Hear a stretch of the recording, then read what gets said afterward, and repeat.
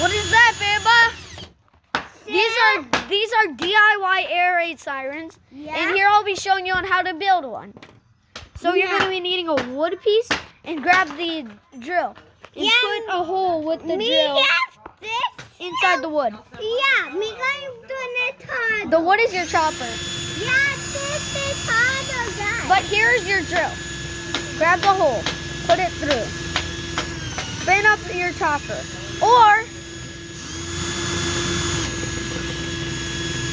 here I'll be doing a demonstration.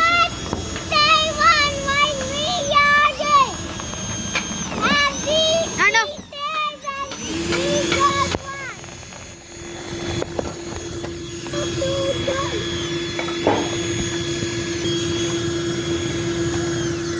As you can see, there's my air raid siren.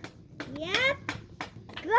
As you can, at the end, you can kind of hear an 1, 2. So yeah, it's basically an official air raid siren, homemade, DIY, and cheap. So